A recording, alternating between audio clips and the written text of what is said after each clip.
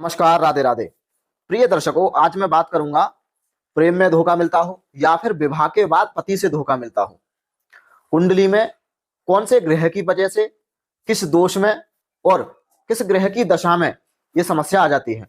जैसे आपने देखा होगा, आपका विवाह हो गया है और आपका जो पति है या पत्नी है वो दूसरे व्यक्ति से लगा हुआ है, तीसरे व्यक्ति से बात कर रहा है। तो इस अवस्था में हमें उसकी जन्म कुंडली से कैसे जाने कि सामने वाला व्यक्ति जो है हमको धोखा दे रहा है, क्या सच में ऐसा जातक सामने वाले व्यक्ति से बात कर रहा है। तो आज मैं ग्रह दशा के अनुसार भी बताऊंगा किसकी दशा में कब होता है ना, प्रेम में धोखा कब मिलता है, किसकी दशा में। और कुछ ग्रहों की स्थिति बताऊंगा जो कि विवाह के बाद भी होती है और यदि आप प्रेम संबंधों में है तब भी ये समस्या बनती है। सबसे पहले मैं आप सभी को बता दूं, अभी 2-3 दिन पहले मेरे पास एक शख्स ने फोन किया था और वो शख्स गरीब था। मैंने अपनी फीस जो है 351 रुपए की है अभी, और उनके लिए मैंने जो है बहुत कम फीस कर दी थी। उन्होंने मुझे जो है पे भी किया और मेरे से 2 कुंडली का अध्ययन कराया उन्होंने। मैंने उनको जो है लिख करके बहुत अच्छे से सारी चीजें बताई थी। और आप लोगों को मैं एक बात बता दूं कि जो लोग यूट्यूब पर देख करके थोड़ा बहुत जान लेते हैं, भाई पूरी जानकारी नहीं होती है। आप बोलने लग जाते हो पंडित जी इसकी दशा में, वो व्यक्ति बोल रहा था बुध की दशा में हमारी लड़की का विवाह हो जाएगा। भाई जब तुमको पता है कि विवाह हो जाएगा तो फिर हो क्यों नहीं रहा है, हमसे क्यों फिर जानना चाहते हो। तो वो व्यक्ति जो है मेरे से बहुत ज्यादा बहस करने लगा और मैंने उसके फिर जो है पैसे रिटर्न भी कर दिए। तो मैं आप सभी से यही प्रार्थना करूंगा कि आप लोग थोड़ी सी जानकारी लेकर के जो है ये मत समझिए कि आप बहुत कुछ जान गए। क्योंकि देखिए, एस्ट्रोलॉजी जो है केवल ज्ञान का विषय नहीं है, जान लेना विषय नहीं है, इसमें साधना भी जरूरी होती है। जब तक आप साधना नहीं करेंगे तब तक ज्योतिष के सूत्र जो है आपके सटीक नहीं घटेंगे। ऐसा नहीं है, मेरे पास प्रत्येक दिन कम से कम 10 लोग कुंडली दिखाते हैं और कभी कभी ऐसा व्यक्ति आ जाता है। तो मैं आपसे यही प्रार्थना करता हूं कि जो है आप लोग मेरा समय ना खराब कीजिए। यदि आपको लगता है कि मैं सटीक जानकारी नहीं दे पा रहा हूं तो आप उन लोगों से पूछिए जो लोग 2100 रुपए लेते हैं, 1100 रुपए लेते हैं और 5100 रुपए लेते हैं, उनसे आप पूछ सकते हैं। और वो व्यक्ति, मैं उनको बता रहा हूँ कि भाई शनि आपका पंचम स्थान में बैठा हुआ है, सप्तम स्थान को देख रहा है, तो ऐसे जातक के विवाह में बहुत ज्यादा देरी कराता है। मंगल की राशि में बैठा हुआ तो क्या हो गया, शनि नीच का हो गया। वो मेरे से कह रहे थे कि मंगल और शनि की युति बन रही है। भाई युति कब बनती है ये आपको पता नहीं है, केवल आपने ये देख लिया कि मंगल शनि की राशि में जो है, शनि जो है मंगल की राशि में बैठा हुआ है। तो छोटी मोटी जानकारी लेकर के आप जो है अपनी कुंडली का खुद फलादेश नहीं कर सकते। इसलिए जो है सामने वाले व्यक्ति को मूर्ख ना समझें।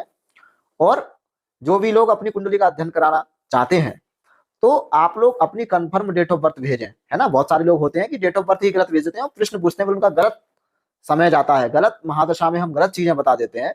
उसका असर सीधा सीधा ये रहता है कि वो डेट ऑफ बर्थ ही उनकी गलत होती है। तो ये थोड़ा सा मेरा आज विशेष बात थी जो मैंने आपको बता दी है, और भी वीडियो में मैं आपको बताऊंगा।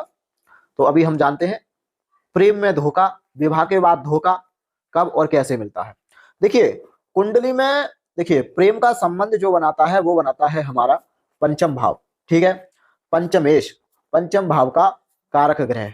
अब देखिए लड़की की कुंडली में जो है बृहस्पति को विवाह का कारक ग्रह माना जाता है, परंतु प्रेम के लिए लड़का और लड़की की कुंडली में शुक्र ग्रह को देखना होता है। अगर जन्म कुंडली में शुक्र ग्रह की स्थिति मजबूत है तो ऐसे जातक जो है प्रेम में धोखा कभी नहीं खाते हैं, ठीक है। अब जिस व्यक्ति की कुंडली में शुक्र, है ना, कमजोर अवस्था में है, ऐसे लोगों को प्रेम में धोखा मिलता है और ऐसे लोग प्रेम में धोखा देते भी हैं, है ना। अब मैं आपको यहाँ पर एक जानकारी ये दूंगा कि प्रेम में धोखा मिलता कब है और देते कब है। पिछली वीडियो में मैंने आपको सभी को बताया था ऐसे लोग प्रेम में धोखा देते हैं। देखिए सबसे पहले जो है आपको अपनी जन्म कुंडली जो है खोलनी है या सामने वाले की कुंडली खोलनी है। यहां पर हमें पंचम स्थान को देखना है। पंचम स्थान हो गया हमारा, ठीक है। पंचम भाव में कोई भी राशि हो सकती है आपकी कुंडली में, ठीक है। जैसे मैंने यहाँ पर सिंह राशि लिखी हुई है, मेष राशि हो सकती है आपकी, धनु राशि हो सकती है, मीन राशि हो सकती है, कोई भी राशि हो सकती है, ठीक है। इसका स्वामी अगर छठे, 8वें और 12वें भाव में चला गया हो, ठीक है, तो ऐसा जातक जो है प्रेम में धोखा खाता है, ठीक है। ऐसा जातक प्रेम में धोखा खाता है। वहीं अगर जन्म कुंडली के पंचमेश का संबंध शुक्र के साथ, ठीक है, शुक्र यहां हो, शुक्र यहां हो, या शुक्र यहां हो, ठीक है। पंचमेश का संबंध जो है शुक्र का यहां बन रहा हो, शुक्र से अष्टम स्थान में बन रहा हो या द्वादश भाव में बन रहा हो, द्वितीय संबंध बन रहा हो, दृष्टि संबंध बन रहा हो, है ना, राशि परिवर्तन संबंध बन रहा हो, तो ऐसे जातक जो है हमेशा बहुत अच्छे प्रेमी की तलाश में रहते हैं। और ऐसे जातक जो है प्रेम में पता नहीं कितने लोगों से संपर्क रखते हैं, है ना। अगर मान लीजिए कि शुक्र के साथ जो है सूर्य बैठ गया, ये एक उदाहरण में बता रहा हूं, ठीक है, सूर्य बैठ गया, सूर्य क्या है हमारा पाप ग्रहों में आता है, शनि पाप ग्रहों में आता है, ठीक है। तो ऐसे में जो है जातक क्या करेगा, प्रेम में धोखा देगा सामने वाले व्यक्ति को। ऐसे जातक के बहुत ज्यादा अफेयर होंगे।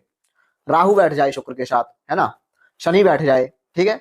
अब मान लीजिए ये तो हो गया हमारा प्रेम में धोखा वाली बात। विवाह के बाद व्यक्ति कब धोखा देता है, मान लीजिए विवाह हो गया, उसके बाद जो है वो अपनी पत्नी को धोखा दे रहा है या अपने पति को धोखा दे रहा है, ठीक है। तो उस स्थिति में जो है हमें सप्तमेश को देखना है। मान लीजिए सप्तमेश है हमारा शुक्र है, ठीक है। आपकी जन्म कुंडली में कोई भी राशि हो सकती है, मेष हो, वृष हो, मिथुन हो, कर्क हो, सिंह हो, कोई भी राशि हो सकती है। अभी एक उदाहरण के सहित मैंने सप्तम स्थान में जो है तुला राशि लिखी हुई है, तो तुला राशि का स्वामी होता है हमारा खुद शुक्र ही होता है।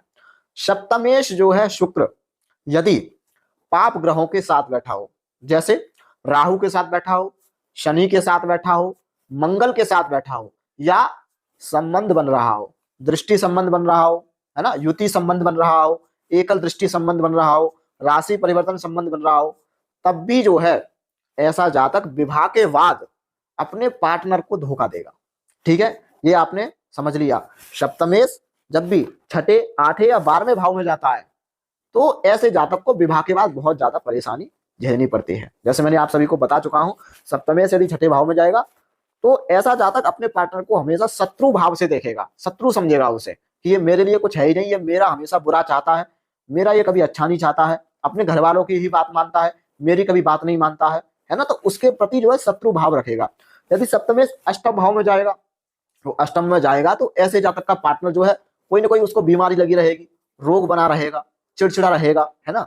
यदि सप्तमेश द्वादश भाव में जाएगा तो ऐसा जातक जो है हमेशा बाहर के लोगों से संबंध रखेगा। जैसे द्वादश भाव हमारा व्यय का भाव है, खर्चे का भाव है, विदेश का भाव है। ऐसा जातक अपनी पत्नी के अलावा भी या पति के अलावा भी दूसरे लोगों से संबंध बना के रखता है।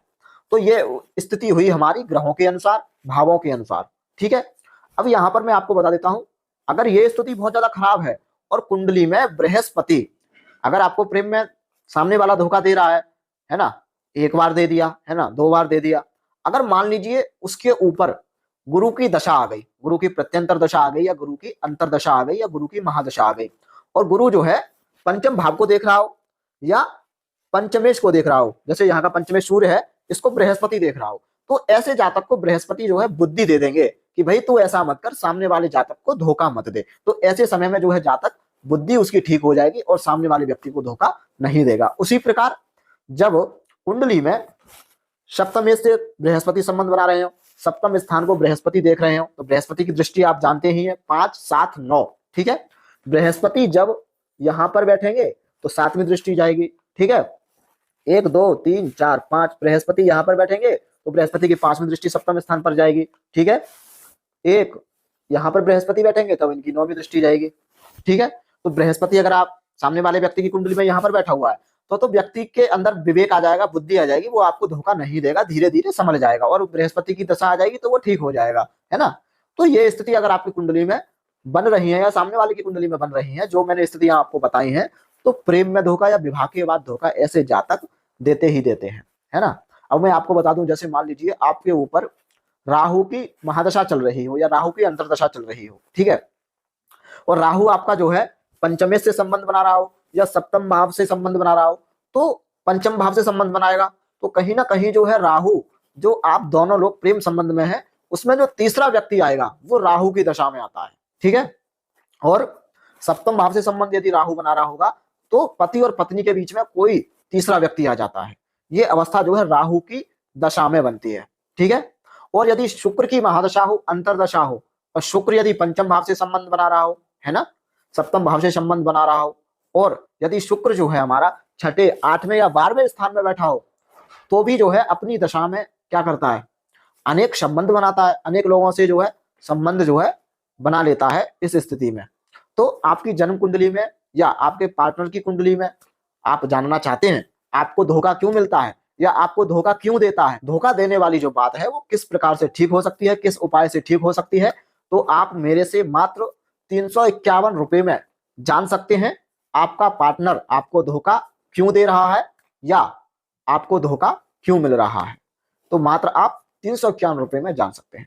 तो अगली वीडियो में मिलूंगा मैं, तब तक के लिए नमस्कार, राधे राधे।